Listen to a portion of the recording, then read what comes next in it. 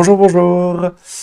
Alors, du coup, j'ai fait une première vidéo sur Ed, du coup, il y a pas longtemps, et j'ai dit que j'allais étudier un petit peu plus ce truc-là, et que j'allais revenir, du coup, pour faire une vidéo où j'allais pouvoir expliquer de façon un peu plus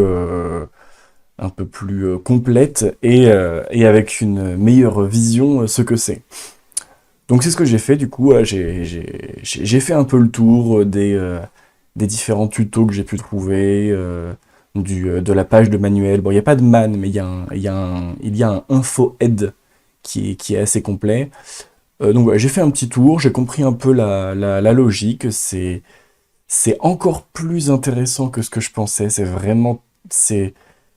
voilà, c'est vraiment lié à Vim, voilà, comme j'ai dit dans l'autre vidéo, c'est l'ancêtre. Donc voilà, donc dans cette vidéo, je vais pouvoir vous montrer un peu tout ce que j'ai compris.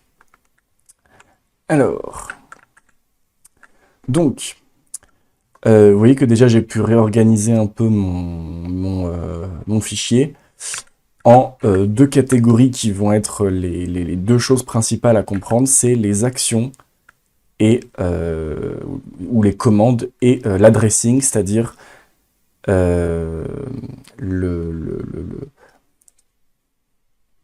c'est dur à, c'est dur à dire, c'est la range, c'est la, comment dire, c'est la cible des commandes, si vous voulez.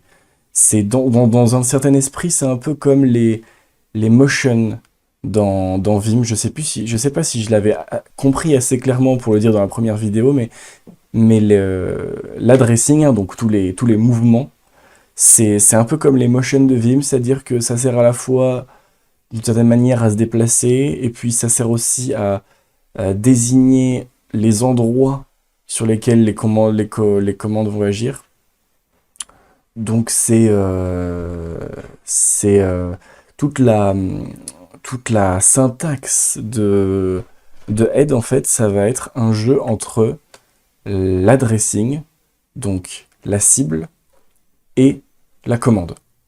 Toutes les commandes de Head, puisque Head, de toute façon, c'est un éditeur, du coup, uniquement en ligne, donc il n'y a pas d'édition directe de texte. Donc tout ce qu'on va pouvoir faire, en fait, euh, c'est comment dire, c'est exécuter des commandes. Il n'y a pas de mode, du coup, comme dans Vim. Alors c'est quand même un éditeur multimodal. Du coup, en étudiant, j'ai regardé un petit peu aussi des trucs sur l'histoire. Euh, donc c'est quand même un éditeur multimodal, c'est-à-dire qu'en fait, il y a deux modes. Vous savez que dans Vim, il y a le mode normal où on bouge, le mode insert où on écrit, le mode command line où on fait les commandes, le mode operator pending où euh, une commande est en attente d'un mouvement, le mode visuel, etc. Du coup, dans Head, il y a en fait deux modes. Il y a le mode commande, c'est celui dans lequel on est tout le temps, et il y a le mode insert, où comme c'est un éditeur en ligne, le mode insert, en fait, ça va toujours être euh, une nouvelle ligne. C'est-à-dire, on supprime la ligne et on écrit une nouvelle ligne, ou on ajoute une ligne dans le fichier et on écrit. Et d'ailleurs, vous allez voir que en fait, non, c'est vrai que j'en ai déjà parlé dans l'autre vidéo, mais le nom des actions, en fait, qui servent à faire une nouvelle ligne, en fait, finalement, c'est les mêmes c'est les mêmes que dans Vim, c'est juste que, en fait, c'est littéralement les mêmes que dans Vim, c'est-à-dire que, et ça marche comme dans Vim, c'est-à-dire vous faites A, ça vous ouvre une nouvelle ligne, et ça vous met dans un mode insert, où vous devez écrire. Donc c'est vraiment l'ancêtre de Vim, et en fait, Vim est modal, finalement, bon, j'ai, je m'étais dit à moi-même que je le faisais pas, mais en fait, je refais un peu d'historique. En fait, Vim est modal, fondamentalement, parce que Head était modal. Et parce que, comme Head, il ne pouvait agir que sur une ligne, il ne pouvait pas afficher du texte. Et donc, en fait, forcément, il marchait en commande ou en j'écris une ligne. Et en fait, tout le concept des modes de Vim, bah, ça vient de la contrainte de Head de ne pouvoir euh, être interactif que sur une seule ligne. Euh, voilà, et donc ça me fascine. Donc, C'est ça les deux sujets principaux qu'on va aborder aujourd'hui, donc c'est les actions et l'addressing. Mais d'abord, juste un petit tour avec ma partie syntaxe. Je vérifie que j'ai pas des nouvelles choses. Donc, la plupart des choses, j'ai déjà évoqué via ma première vidéo. Ah si, j'ai un Q et Q majuscule. Alors, si je l'illustre, ça va prendre un peu de temps, mais bon, on a dit qu'on faisait du travail sérieux. Donc, on va prendre le temps. Hop, on va quitter ça. Donc, aide. Regex, c'est celui qui est plus court. Hop. Donc, voici notre joli fichier. Alors, il y a une différence entre Q et Q majuscule, c'est que... hop, donc là, il n'y a pas de différence. Et là, il n'y a pas de différence. Mais en fait, il y en a une. Alors, la différence, c'est que si j'ajoute une ligne, donc blablabla, toujours un point pour sortir, et du coup virgule P pour afficher toutes les lignes, et le N avec le N pour avoir les nombres, pour avoir les numéros de ligne. Donc là, on voit que j'ai ajouté ma ligne asda vzdazda à la fin. Et c'est là qu'on va voir la différence, c'est que là, si je fais Q, il m'envoie un point d'interrogation, comme si, je vous avais dit la semaine... non, c'était quoi? C'était il y a 2 jours, dans l'autre vidéo, que le point d'interrogation, c'est le prompt par défaut que vous avez quand Ed ne comprend pas ou quand vous avez un problème. D'ailleurs, je vous avais aussi dit que on peut faire un H majuscule pour afficher systématiquement les erreurs. J'en profite du coup pour vous en donner un nouveau, c'est que le H minuscule, ça donne l'erreur précédente. Donc si je le fais, vous allez voir qu'il va me dire « Warning buffer modified ». Donc en fait, il m'a affiché un point d'interrogation parce qu'il n'a pas compris la commande. Ça veut dire que quand je fais Q, ça veut dire que là j'ai fait Q et il y a un problème. Et donc le problème, une fois qu'on l'affiche, c'est buffer modified. Qu'est-ce que ça veut dire? Ça veut dire qu'en fait, quand vous faites Q minuscule, c'est l'équivalent dans Vim, quand vous faites Q minuscule, il va vous dire « Attention, le fichier n'a pas été sauvegardé ». Et donc là c'est pareil. Il vous le fait aussi simplement, comme par défaut il affiche rien, hein, je rappelle toujours, économie de papier, Ed ne veut pas passer, je sais pas combien de temps ça prenait d'écrire sur le papier à cette époque-là, mais il préférait faire un point d'interrogation que écrire la phrase, pour économiser du temps et du coup de l'encre et de taper d'imprimer sur le papier. Et donc par défaut, le mode par défaut, c'est aucune indication d'aide pour économiser. Donc il affiche rien, mais si on lui demande d'afficher, donc comme j'ai dit, H minuscule pour afficher la dernière erreur, il dit que c'est buffer modified, il donne un warning. Et donc, en gros, quel va être le comportement? C'est que si vous faites Q, il va vous informer que ça n'a pas été sauvegardé, et si vous refaites Q, là il va vous permettre de sortir. Et donc la différence, c'est que si vous utilisez Q majuscule, il va vous laisser partir directement sans sauvegarder. Voilà, c'est beaucoup d'explications pour quelque chose de pas forcément capital, mais bon, j'essaie de couvrir un petit peu le sujet. Donc ensuite, j'ai les H. Donc j'ai dit que H, ça sert à avoir l'erreur précédente, juste à afficher l'erreur précédente, donc comme un help en fait. Et donc là, vous voyez, il m'a donné invalide adresse. Quand je fais rien, il dit invalide adresse. C'est son erreur par défaut. J'ai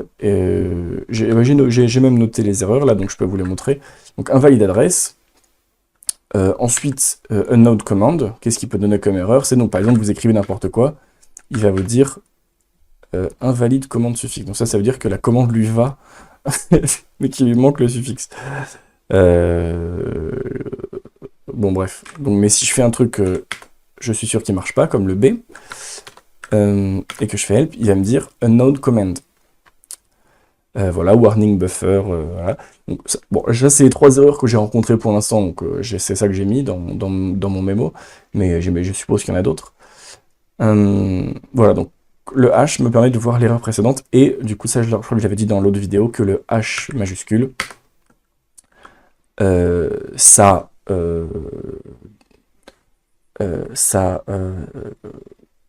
définit que, par défaut, Aide va vous afficher toutes les erreurs.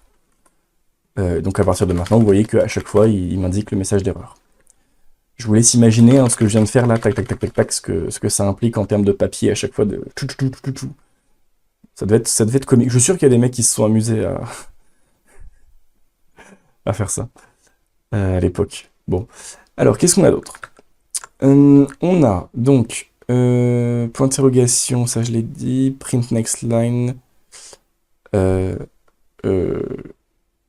changer in next line. Hop. Ok. Ah oui. Oui, donc si je fais 1, hop, voilà. Donc le CR là, donc ça indique le entrée, print next line, qu'est-ce que ça veut dire? En fait, quand vous faites entrée, il va aller à la ligne suivante, en fait. C'est comme si vous faisiez plus 1, ou juste plus. En fait, il va à la ligne suivante, et il l'affiche. Ce qui correspond, en fait, ça correspond comme à Vim, hein. Si je remonte au-dessus, j'ai un Vim. Enfin, à gauche aussi, cela dit, hein. Mais quand je fais en... hop. Ah oui, ça fait ce qu'on veut. Sauf que j'ai changé le truc par défaut, donc ça va pas le faire. Mais si je fais un hop, Vim, regex.md, hop, là je suis sur un Vim normal. Quand je fais entrer, ça passe à la ligne suivante. Et quelque part, ça affiche la ligne suivante. Donc voilà, c'est logique que... Enfin, le lien entre Vim et Aide est logique à ce niveau-là. Ensuite, qu'est-ce qu'on a? Aide Customize, Aide Prompt, ça, je l'avais dit. Extended Regex Support, ça, je l'avais dit. Et LS, ah oui, ça, je l'avais pas dit. Et ça, du coup, c'est encore un truc du coup, qui est comme dans Vim.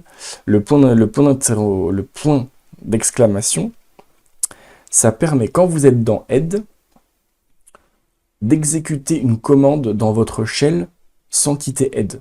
Voilà, comme dans Vim. Donc, vous êtes là, et vous faites... Voilà, tout simplement, point d'exclamation ls, et ça vous fait un ls en dehors du shell, enfin en dehors de aide, ça vous le fait dans le shell, et ensuite ça revient à aide, tout simplement. Donc si vous avez besoin de faire quelque chose sans quitter aide, bah voilà, tout simplement. Ok, donc ça c'est ce que j'avais vu du côté de ce que j'appelle la syntaxe. Ensuite, du coup, on a toutes les actions. Alors, il y a l'air d'en avoir beaucoup, mais je suis pas sûr que ce soit ici qu'il y ait tellement beaucoup plus d'informations que dans la commande précédente, dans la vidéo précédente. Donc ici.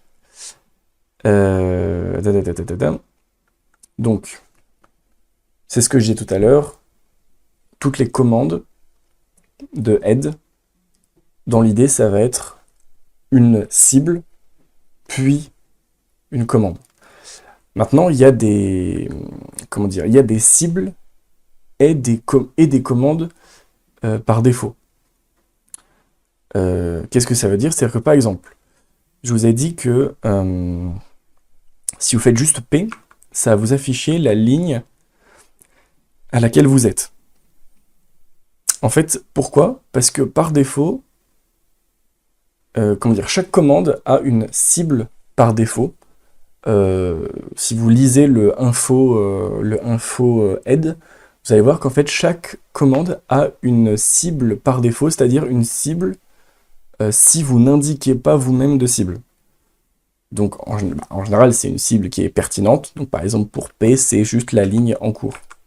Pour delete par exemple c'est aussi la ligne en cours, mais ça va dépendre de l'action. Et donc en fait pour P c'est la ligne en cours, donc en fait c'est exactement comme si j'avais fait point P. On le verra dans la partie addressing, c'est que le point ça désigne la ligne en cours. Donc point P en fait c'est littéralement affiche la ligne du coup sur laquelle je suis. Et en fait si je fais P, le P par défaut, du coup sa cible par défaut c'est la même ligne. Et à l'inverse, pour chaque cible, il y a une commande par défaut. C'est-à-dire que vous pouvez, si vous voulez, juste entrer une cible.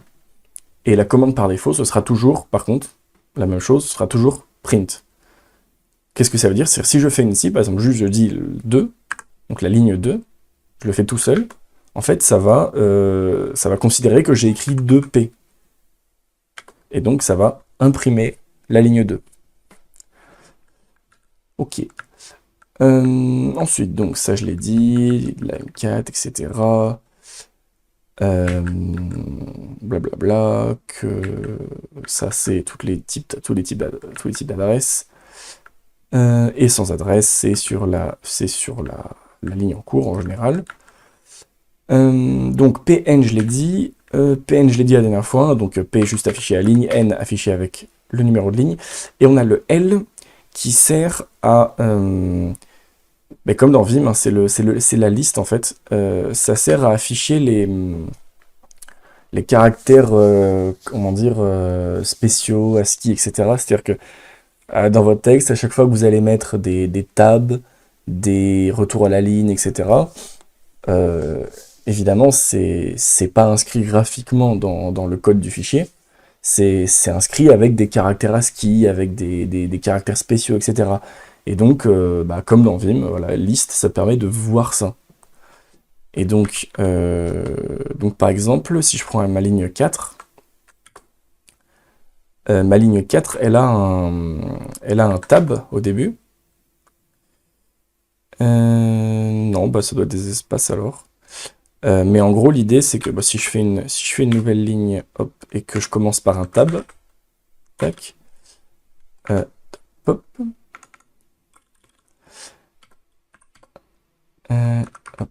et on va afficher tout. Non, faut faire L. L. Donc, c'est notre ligne, du coup, qui est ici. Vous voyez que si je l'affiche normalement, ça va m'afficher graphiquement les espaces vides, les tabs, les espaces, etc. Mais si je le fais avec le L, la liste, du coup, ça m'affiche directement les caractères spéciaux de tab. Donc ça va, c'est utile pour le débogage. Ok, ensuite...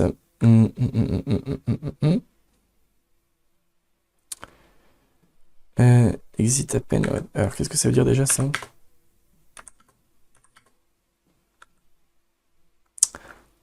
Ah oui, d'accord, oui, ça c'est pour le... Ok, donc le point, c'est pour... ok, je comprenais pas ce que j'avais écrit. Ici, le point, c'est juste voilà, pour sortir du mode insert.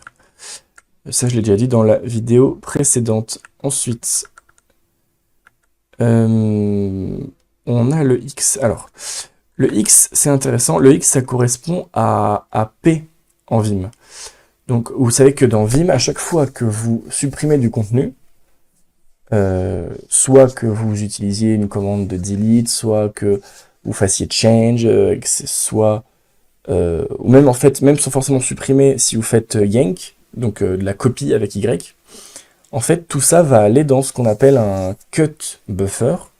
Donc c'est un... Si vous... Enfin du coup, non, dans Head, c'est le cut buffer. Dans Vim, ça va être les registres, hein, tout simplement. Si vous faites... c'est quand vous faites reg, comme ça. Vous avez ce qui est enregistré dans les registres, tout simplement. Et donc le X, ça va permettre de paste, donc de coller le contenu qui est dans le cut buffer. Donc par exemple, là, je suis donc ligne 9 end on 2 number. Donc si je fais delete cette ligne-là, la ligne 9, hop, donc là, elle n'y est plus. Mais si je me mets du coup, par exemple, la ligne 1, et que je fais du coup X, mon end entre deux number, il est à ligne 2, c'est-à-dire que le X a copié en dessous de la ligne où j'étais le contenu qui était dans le cut buffer. Ouais, donc le cut buffer, il se remplit à chaque fois que vous supprimez une ligne, que vous la changez ou que vous la copiez. Ensuite, le move transfert, je sais plus si je l'ai abordé. Mais en gros, l'idée, c'est que vous avez une... bon, dans le doute, je le fais, peut-être que je me répète. Les deux fonctionnent de la même façon. C'est que vous avez une cible et vous choisissez de la déplacer ou de la copier, donc couper-coller ou copier-coller vers un endroit. Et donc ça va être d'abord la cible, ensuite le M ou le T, et ensuite du coup la nouvelle cible, donc là où vous voulez déplacer. Et donc, par exemple, si je veux que ma première ligne à Led You Astray se retrouve tout en bas, eh bien, je vais dire par exemple, donc, ligne 1, du coup, move, M, et du coup, en dessous de ligne 9, et je fais entrer. Et donc là, si je refais virgule N, vous voyez que à l'aide du Astray, il s'est retrouvé tout en bas. Et donc là, ça move, donc ça déplace, donc ça coupe, colle. Et avec T, donc transfert, ça, là, c'est copié, donc ça laisse la ligne là où elle est, et ça la rajoute à l'endroit où vous avez désigné. Ok.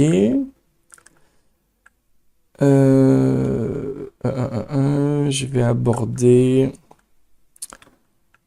print line number, ça c'est... Oui, donc ça c'est toute la partie. Ok.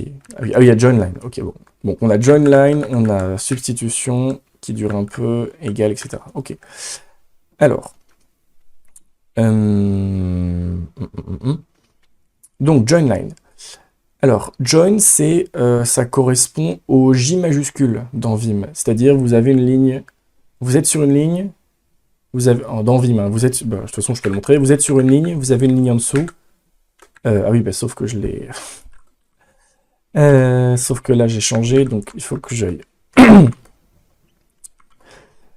il faut que j'aille dans un Vim ici, donc Vim regex, hop, donc là j'ai mon petit Vim. Par défaut, donc dans Vim, quand vous faites J majuscule, vous voyez que ça joint les lignes. Donc ça prend la ligne du dessous et ça la joint à la ligne sur laquelle vous êtes. Voilà, et donc vous avez la même chose dans Head. Je vérifie la syntaxe. 5,6 John, ça, ouais, on a vu c'est plutôt 5J6, on va vérifier. Donc par défaut, quand vous faites, alors sur quelle ligne je suis? Donc là je suis sur la ligne 8. Donc par défaut, il va vouloir fusionner la ligne 8 et la ligne du dessous. Donc là normalement je pense que ça va faire une erreur. Voilà, ça me fait un point d'interrogation. Si je fais H, il va me dire invalide adresse parce que j'ai voulu combiner la ligne 9 qui n'existe pas avec la ligne 8. Bah, c'est comme si je fais entrer en étant sur la dernière ligne. Là, je suis à ligne 8. Si je fais entrer, en fait, c'est comme si je faisais du coup ligne suivante. Et en fait, il considère que comme la ligne suivante n'existe pas, c'est une adresse invalide. Et donc, il peut pas l'afficher. Voilà, donc là, c'est pareil. Donc, il faut que je me mette sur une autre ligne. Donc, on va se mettre sur la ligne 1. Et donc là, on a I led you astray et once burnished. Donc là, si je fais J par défaut, il va joindre la ligne sur laquelle je suis et celle qui est en dessous. Hop. Et donc, il m'a joint à led you astray et once burnish, blablabla. Mais du coup, évidemment, je peux cibler. Donc, je pense que j'ai fait une faute de frappe que je vais devoir corriger juste à côté. Si je fais, par exemple, à mon avis, ça doit être... Donc, par exemple, si je veux joindre du coup les lignes 6 et 7, à mon avis, ça va être 6J7.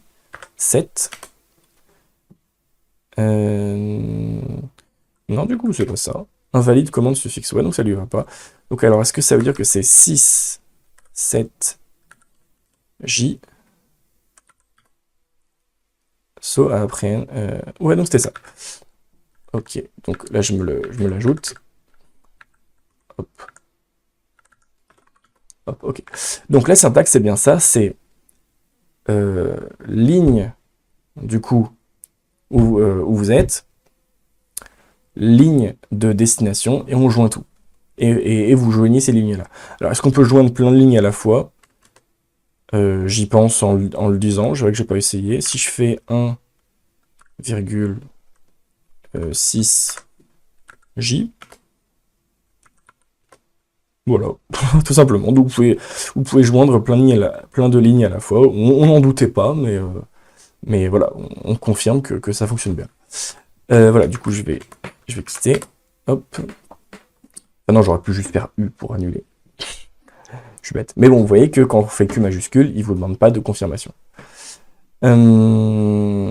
Ok. Ensuite, alors je vais faire la substitution à la fin.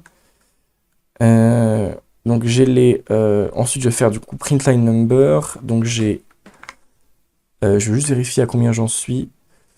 J'en suis à 25 minutes, ouais. Donc ça va déjà être super long. Donc je vais juste faire les actions sur cette vidéo et on va faire l'adressing sur une vidéo suivante. Donc, on finit les actions. Alors, on a donc le égal. Le égal, il permet du coup d'afficher du coup la ligne en cours. Voilà, tout simplement. Et évidemment, enfin, la ligne en cours. Encore une fois, je me trompe. Il permet d'afficher la ligne cible. Il permet d'afficher le numéro de la cible. Donc évidemment, si je fais ligne 4 égale, il va m'afficher le numéro de la ligne 4. Tout simplement. Mais du coup, il y a une astuce, c'est que du coup, si on utilise l'adresse qui indique la dernière ligne, à savoir le dollar, c'est comme fin de ligne en fait. D'ailleurs, dans Vim, si vous faites dollar, ça vous met pas à la fin du fichier, mais ça vous met à la fin de la ligne. Mais donc il y a la même signification de fin. Et dans les regex, bah, ça désigne aussi la fin de la ligne. Et d'ailleurs, même quand on fait L, vous voyez que le dollar, c'est la fin de la ligne. Bon, bah, dans le contexte de l'addressing par ligne, du coup, le dollar, ça désigne la dernière ligne. Vous voyez que si je fais dollar, ça m'affiche la dernière ligne. Si je fais dollar $n, c'est la ligne 8. Hop. Mais donc du coup, si je fais adresse dollar, mais que je lui demande d'afficher tout simplement la ligne, donc égale, et ben en fait, il va m'afficher le numéro de la dernière ligne, et donc d'une certaine façon, ça me donne le nombre de fichiers. Donc, alors évidemment, pour nous, pour mon fichier où j'ai 8 lignes, c'est pas très important, mais si c'est un fichier où j'ai 3000 lignes, et que je suis en 1970, et que je peux pas faire "n" pour afficher les 3000 lignes, sinon je suis un homme mort, bah, même si évidemment on pouvait faire CTRL-C pour arrêter. Hein, parce que bon, aujourd'hui ça sert à arrêter des trucs, ou c'est juste on se dit que c'est trop long. Bon, à l'époque, je pense qu'on devait vraiment être très content d'avoir CTRL-C, je pense que ça a sauvé des vies. Hein. Que quand vous lanciez un truc qui imprime 50 pages, je pense que vous étiez content d'avoir CTRL-C. Donc, voilà. Donc évidemment, dollar égale, pour afficher le nombre total de lignes, ça devait être très utile. J'imagine que c'était très utile à l'époque. Ensuite, j'ai... bon, là, ce que j'ai mis, c'est un exemple avec une adresse, évidemment. Une adresse de recherche, hein, évidemment. Bon, ça, on le verra du coup dans la vidéo suivante, hein, comme dans Vim, hein, quand vous faites slash quelque chose, ça vous amène à la première occurrence, au premier match de cette recherche. C'est-à-dire que ça vous dit pas simplement où vous l'avez trouvé, ça vous emmène le curseur à cet endroit-là, donc c'est un mode de déplacement. Tout ça, je l'ai expliqué dans la vidéo Vim sur le mode normal. La recherche est aussi en fait un déplacement, et donc si vous faites le déplacement et que du coup vous complétez par quelle est la ligne, évidemment ça vous donne le numéro de la ligne de votre déplacement. Ok, ensuite du coup on a read. Alors, read c'est rigolo parce que j'avais fait la confusion du coup dans la précédente vidéo. J'avais pas fait la confusion, mais j'avais dit que je voyais pas la différence entre E et le nom d'un fichier, et R et le nom d'un fichier. Donc du coup j'ai cherché, et en fait il y a une vraie différence. Donc le E c'est vraiment on change de fichier. E c'est vraiment on efface tout, et on remplit le buffer avec le contenu d'un autre fichier. Non, du coup, oui, non, parce que c'est un peu, comment dire, c'est un peu trompeur ce que je suis en train de dire, mais j'ai quand même vérifié parce que on sait jamais. Je prends juste une seconde, hop, une regex. Ok, oui, donc c'est pas ça. Donc évidemment, quand je dis on vide le buffer et on remplace avec le texte du fichier ciblé, ça ne veut pas dire, du coup, évidemment, on vide le fichier et on remplace tout ce qu'il y a dans le fichier par le contenu d'un autre fichier. Non, c'est bien, donc le mot fichier, c'est bien, on ouvre un autre fichier. Voilà, donc on oublie le buffer avec ce qu'il y avait dans le fichier précédent, c'est on oublie tout, on ouvre un autre fichier. Il faudrait voir exactement ce que ça fait au niveau des buffers, mais en tout cas, concrètement, c'est ça concrètement, c'est ça le résultat. Donc, read,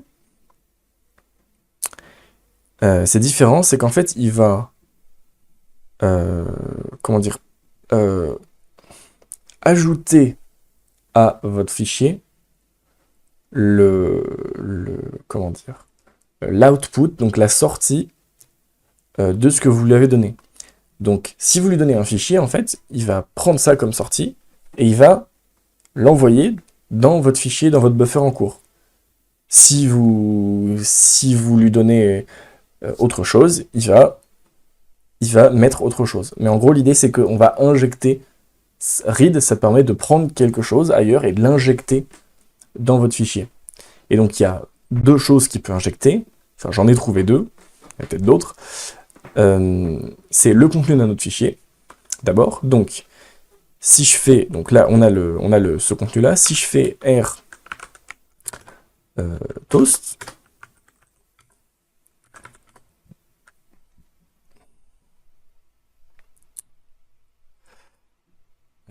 du coup, c'est super long.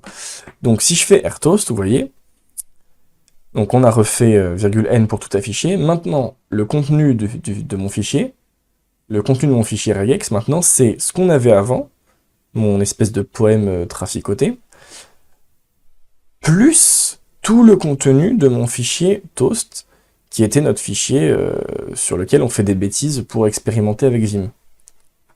Donc read, bah, c'est comme dans Vim en fait, hein, il va prendre un truc ailleurs et il va le mettre. Et du coup, on peut le faire avec un fichier, mais on peut le faire aussi avec une commande bash, commande shell. Alors, ouais, du coup, je suis en train d'y penser. Je dis commande shell, commande bash, en fait, je ne sais pas si ça utilise shell, ou si ça utilise ZSH, ou fish, etc. Si c'est le shell par défaut, je sais pas. Bon, faudrait aller voir. Peut-être que comme c'est vieux, ça prend juste les commandes shell. Faudrait faire des tests avec ce que ça accepte comme commande. Est-ce que ça prend les alias, etc. Bon, bref. C'est un autre sujet, ça peut être intéressant à aller voir, je suis pas allé voir. Mais du coup, ce que vous pouvez faire, évidemment, c'est R,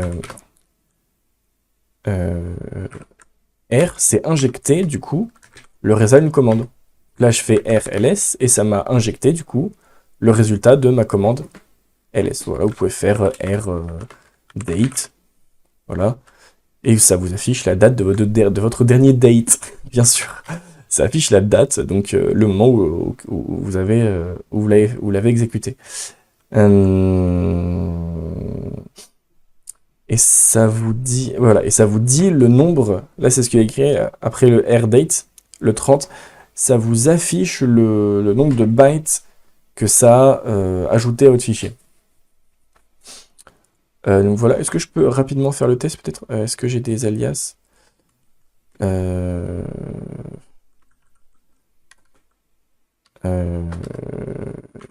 va faire un petit test. LL, ça fait rien, logiquement. Ouais. Alias LL. Ouais, alors si je fais un alias LL qui vaut ls L, ok, et que je retourne dans head, est-ce que si je fais R LL, Ah oui, ça marche pas. En plus, il le dit. Il dit shell not found, il dit bien sh, il dit pas bash, etc. Donc, je pense que là, tout simplement, il prend pas bash, il prend il exécute une commande de shell, tout simplement. Enfin, comment dire, du shell sh, tout simplement, le shell de base. Donc voilà, bon, ça répond à la question, ça répond à cette question que personne ne s'est posée à part moi, mais voilà. Je suis content, ma curiosité est satisfaite. Et donc, le meilleur sujet pour la fin qui nous amène à une vidéo absolument trop longue. Toutes les commandes de substitution. Alors, je reprends mon souffle et j'essaye de pas avoir peur de la longueur de cette vidéo. Alors, donc normalement, les commandes de substitution de base, normalement, bon, vous les connaissez. Et j'en ai parlé dans le vidéo, mais bon, je les rappelle. Donc, je me mets par exemple la ligne 1. Je veux remplacer you par bonbon. Je fais donc substitute. Donc c'est substitute, un pattern qu'on va chercher et un mot par lequel on va le remplacer. Donc, substitute you par bonbon. Hop. Et donc, vous avez votre remplacement. Ok. Ensuite, il faut expliquer évidemment que ça... Qu'est-ce que ça fait? En fait, ça ne fait que remplacer la première occurrence. Donc ça ne remplace qu'un seul match. C'est-à-dire que si vous avez deux matchs, donc par exemple la ligne 7, j'ai deux fois un I majuscule. Donc si je fais un... Hop, je modifie juste un truc, une seconde.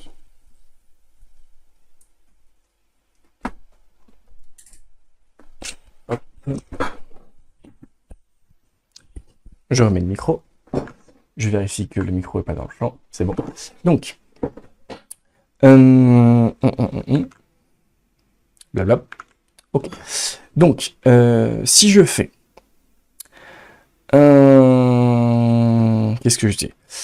Oui, si je fais un substitut de base, ça ne va modifier que le premier. Donc là, par exemple, si je fais un S I majuscule blop, ça ne remplace que la première occurrence de mon I majuscule.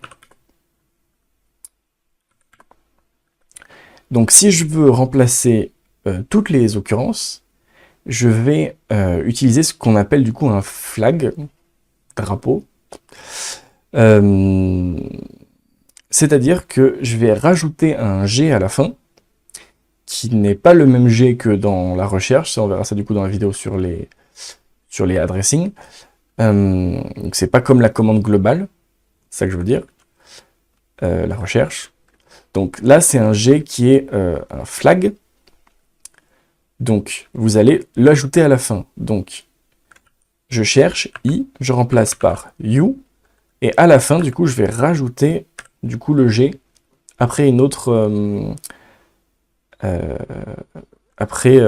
autre slash. Voilà. Et donc là, ça va bugger. Alors, qu'est-ce que j'ai fait? SIU, j'en suis où? Ah, ok. No match, voilà. Ah bah tiens, j'ai une nouvelle erreur. J'en cherchais, je vais pouvoir l'ajouter à mon ici. Hop. No match. C'est intéressant. Hop. Donc, no match. Donc là, justement, donc tout simplement, il n'a pas trouvé de match, et donc il n'a rien eu à remplacer. Parce que, évidemment, la commande que j'ai fait là, l'adresse par défaut, c'est le point. C'est-à-dire, c'est la ligne sur laquelle on est. Voilà, donc encore une fois, le S, son adresse par défaut, c'est la ligne sur laquelle on est. Donc, il faut que je précise la ligne. Donc, soit je fais 7 et je fais entrer, et donc je vais me déplacer sur cette ligne-là, et je vais pouvoir utiliser la commande sans préciser. Soit aussi, évidemment, je peux faire 7, et ensuite, ma commande, S, I, U, G, et donc là, il va faire ça sur la ligne 7. Donc vous voyez là, il m'a pas donné de point d'interrogation. Donc ça veut dire que ça lui va. Si je fais H, il me dit no match, mais parce que c'est la précédente erreur. Mais là, il n'y a pas eu d'erreur. Et donc là, sur mon set, il m'a remplacé tous les I par you. So you apprend you made a mistake. Voilà. Donc le G pour appliquer à tous les matchs.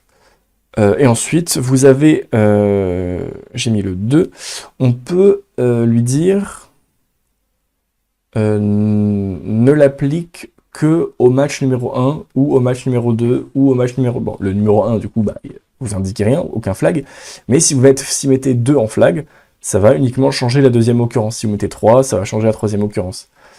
Donc là, par exemple, si je fais un, du coup, 7... non, je ne suis pas dans un mettre 7, parce que normalement, il s'est déplacé à la ligne. Ah non, il ne s'est pas déplacé. Bon, on va s'y déplacer. Donc, ça dépend. Je n'ai pas encore bien compris à quel moment, à la fin de l'action, il se déplace à la ligne que l'action a visée, et d'autres fois, non, c'est pas très clair.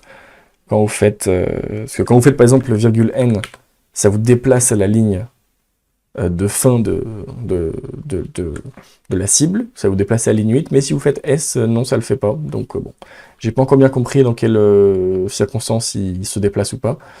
Mais donc là, on va se remettre 7, et donc si je fais substitute, du coup un you par un blop, et que j'indique comme flag 2, il ne va changer que la deuxième occurrence de you. Voilà, donc on peut cibler. Et on a un flag I, donc là c'est pour... tout ça c'est comme dans Vim, hein, d'ailleurs, c'est vrai que je pourrais le dire à chaque commande, mais en fait quasiment chaque truc qu'on fait s'applique aussi bien à Vim. Je vais pas vérifier à chaque fois parce que ça va prendre encore plus de temps, mais on peut le faire dans, on peut le refaire. Bon, je le fais quand même une fois pour rigoler. Là par exemple j'ai des O, donc logiquement si je fais substitute O par crack et que je mets 2, bon j'ai mis crar, mais vous voyez que ça a pris mon deuxième O, et ça l'a changé. Bon, je sais même plus sur quelle ligne j'étais. Voilà. Ok, bon, ça n'a pas fait exactement pareil, il faudrait que...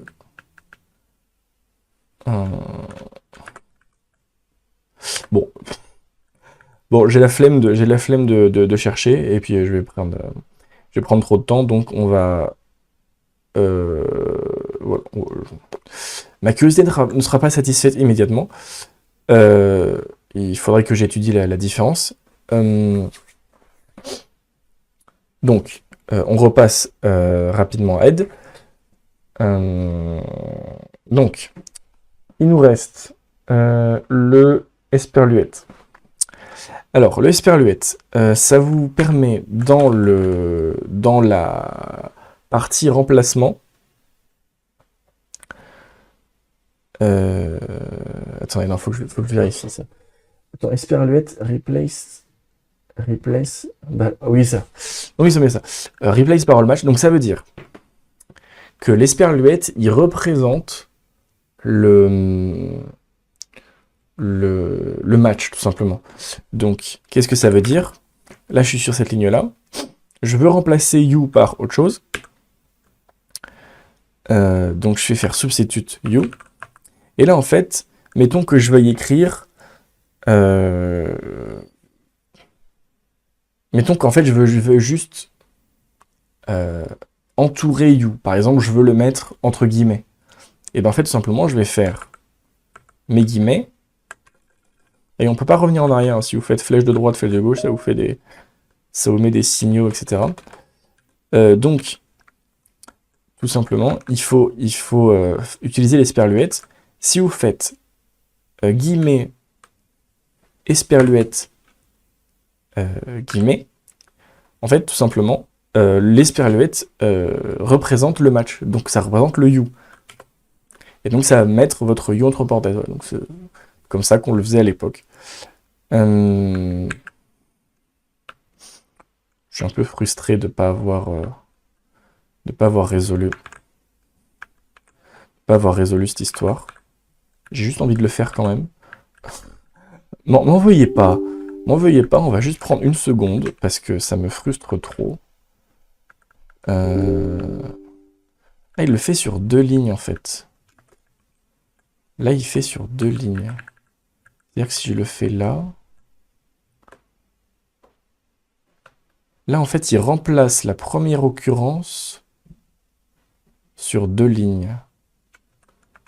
Ok. Et alors, du coup, si je fais 2... Ok, donc là, normalement, il a du coup... Normalement, il a visé la ligne 2. Parce que du coup, si je vise la ligne 3... C'est ça, si je vais à la ligne 3, il fait ça. Ouais, donc il a pas l'air de... Il le comprend différemment, il le fait sur 2 lignes. Ouais. Donc j'imagine que du coup, si... si j'imagine que si je le fais sur... est-ce que ça marche ici, ça? Non, ça marche pas. Ah, si, ça marche. Si je le fais sur 10 lignes, c'est ça, il va remplacer la première occurrence sur chaque ligne, du coup. Et si je fais... hop, est-ce que je peux ajouter un G? Ah. Est-ce que je peux y ajouter un G? Non. Peut-être si je mets le G avant. G, 9. Ouais, c'est ça. Et donc là, du coup, sur 9 lignes, et G, donc, global, donc, toutes les occurrences, il remplace tout, du coup. Voilà. Donc, voilà, c'est pas intégré exactement de la même façon, mais sur le principe, ça, vous allez retrouver les mêmes choses dans Vim. Vous voyez que là, la différence, quand même, elle est de détail. Enfin, le détail, elle est importante, mais je veux dire, le principe de la syntaxe reste le même. Quand vous comprenez l'un, vous comprenez assez facilement l'autre. Ok, donc on finit avec mes histoires de, du coup, de remplacement. Remplacer new par new, ça on l'a fait, et il reste les capture group. Bon, ça après, si vous connaissez les regex, normalement vous en avez déjà fait, mais le principe c'est que vous pouvez, dans les regex, vous pouvez faire des groupes de capture. Ça sert par exemple à, si vous voulez surveiller, comment dire, si vous voulez matcher une suite de caractères et que vous voulez qu'elle se répète et vous voulez cibler cette cible de caractères, c'est qu'en gros par défaut vous mettez point et vous mettez comment dire plus. Quand vous faites point plus, c'est n'importe quel caractère en regex, hein. Le point c'est n'importe quel caractère et le plus c'est il se répète au moins une fois et jusqu'à le nombre de fois que vous voulez. Et si donc c'est obligatoire. Donc c'est n'importe quel caractère et au moins une fois. Mais si vous voulez, par exemple, faire ABC et que ce que vous voulez, c'est repérer ABC ou ABC ABC ou ABC ABC ABC ou ABC ABC ABC ABC, etc., vous allez dire ABC et le plus, et vous voulez que le plus, il désigne, enfin, il s'applique sur tout le ABC. Donc pour ça, vous allez faire un groupe, vous allez le mettre entre parenthèses. Et du coup, on va pouvoir faire des parenthèses ici aussi. Simplement, du coup, ce que ça va ajouter, mais c'est pareil dans SED, etc. J'imagine que... Enfin, ça existe dans tous les langages de programmation, ça. C'est-à-dire qu'ensuite, quand on va remplacer, on va pouvoir... Oui, je crois que j'ai souvenir de l'avoir fait en PHP. Donc, on va pouvoir utiliser ces groupes, du coup, pour... comment dire, les replacer. C'est-à-dire que si je fais une regex avec quelque chose en parenthèse, dans ma partie remplacement, je vais pouvoir remettre, comme le sperluette, je vais pouvoir remettre ce qu'il y avait dans les parenthèses. Simplement, ça va être numéroté. C'est-à-dire que la première parenthèse va ouvrir un groupe de capture, le groupe de capture 1, et dans ma partie remplacement, je vais pouvoir mettre un 1 qui va désigner ce que j'ai capturé précédemment dans les parenthèses. Donc si je le refais là, en fait, si je le fais avec un seul paramètre, évidemment, ça n'a aucun intérêt, mais en fait, c'est exactement comme avec l'esperluette. C'est-à-dire que si je dis que je veux remplacer, du coup, le blop, je vais le mettre entre parenthèses, et je veux que ce soit remplacé, du coup, par exemple, des chevrons. Et du coup, là, je peux faire évidemment l'esperluette, mais je peux aussi, du coup, faire un anti-slash. Du coup, 1. Du coup, c'est le groupe 1, première parenthèse. Tac. Et ça, alors, ça n'a pas marché parce que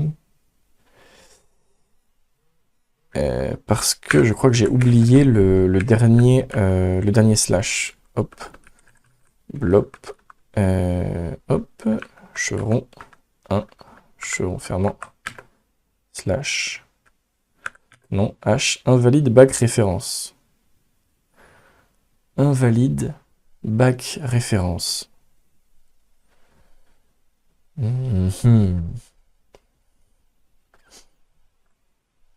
Est-ce que c'est parce que... Je pense que c'est parce qu'il ne doit pas aimer mes chevrons, parce que les chevrons, ça désigne des choses aussi en regex. Est-ce que juste si je les échappe, ah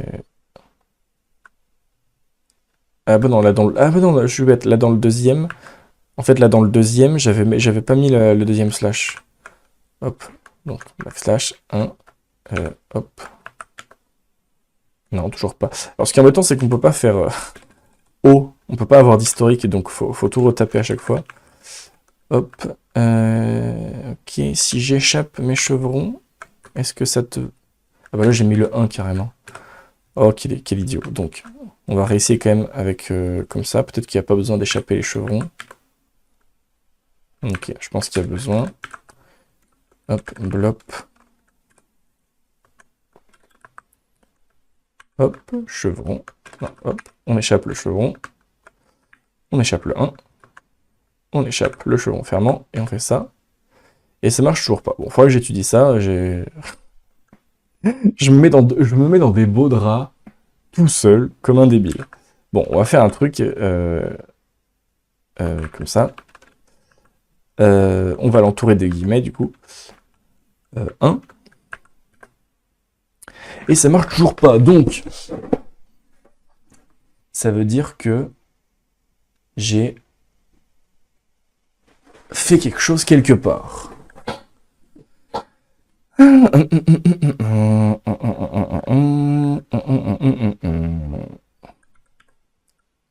Blop. Donc, blop, il me le trouve. Là, je pense que ça va cutter. Hein. Je pense que ça va cutter. Donc, S. Blop. Par paf. No match. Est-ce qu'il veut que j'échappe mes parenthèses?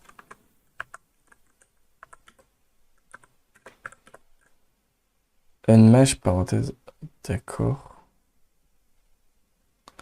Ah, je ne sais pas. Je ne sais pas et ça me déprime. Je vais être très honnête, ça me déprime. Hop. C'est pas grave, on va faire ingénieur hein, en live. De toute façon, c'est la fin de la vidéo et c'est littéralement le dernier truc que j'ai à dire. Donc vous n'êtes pas obligé de me regarder débugger. vous pouvez vous barrer en estimant que vous avez compris. Et je vais essayer du coup d'être le héros que je dois être et de trouver pourquoi ça marche pas en direct pour prouver que je peux résoudre mes problèmes. Donc, alors, donc, la recherche blop, d'accord que ça c'est bon. Ensuite, substitute blop par crack. On est d'accord que ça, c'est bon. Bon.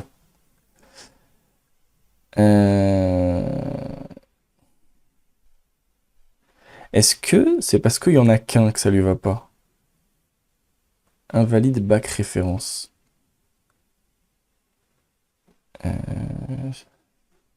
Si j'en mets deux, est-ce que ça lui va? Donc, S. Hop, on va matcher blop.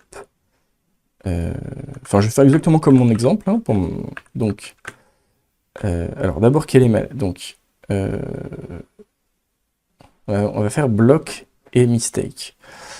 Donc, S, hop, blop.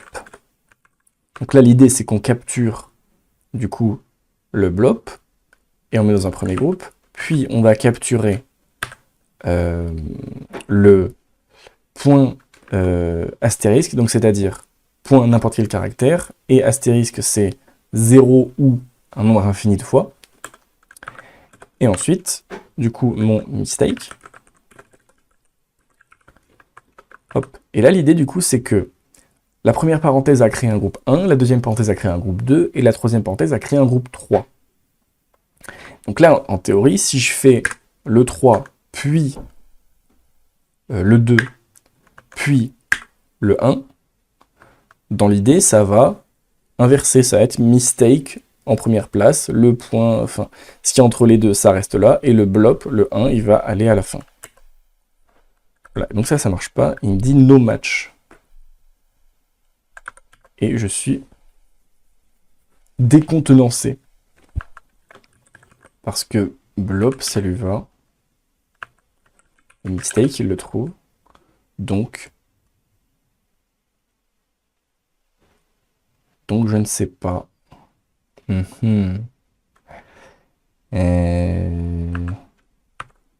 Blop, comment faire? Non.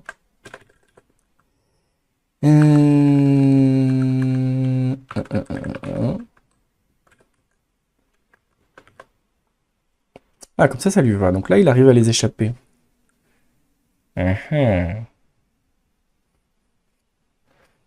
Donc je sais pas sur quoi ça avait marché l'exemple que j'ai utilisé. Donc ça veut dire que je me suis planté sur ma compréhension de ce truc-là. Et je l'ai mal noté. Il va falloir que je réutilise ça. Bon, du coup, coupe. Je reviens quand j'ai trouvé.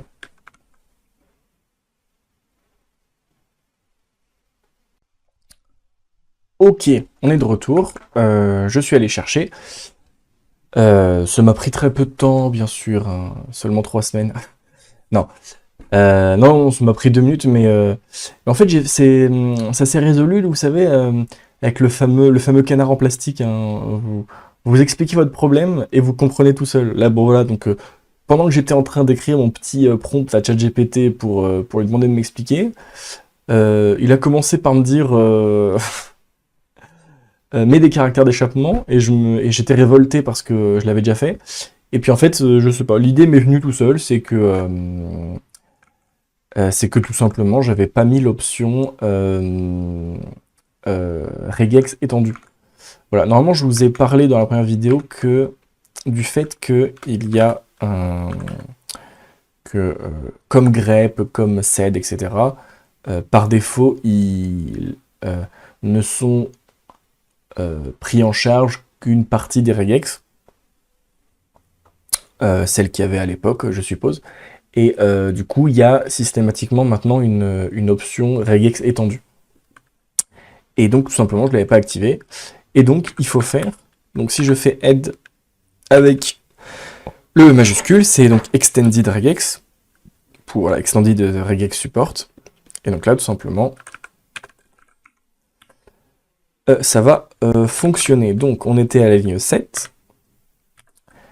Et je fais, du coup, S. Tac. Je prends mon made. Et je remplace par, du coup, 1. Et il me dit pas d'erreur. Bon, du coup, c'est pas très spectaculaire parce que ça fait rien. Mais je vais pouvoir, du coup, vous montrer l'exemple que j'avais promis. en croisant les doigts évidemment pour que ça marche. Donc, je veux inverser made et mistake. Donc je capture made, ensuite je capture n'importe quoi, puis je capture mistake, et je mets d'abord le 3, puis le 2, puis le 1, et hop, ça a inversé made et mistake. Voilà, ma bêtise. J'aurais pu aller... Si j'étais allé voir sur ChatGPT en direct pendant que je faisais la vidéo, ça m'aurait économisé de couper et du coup de devoir faire du montage.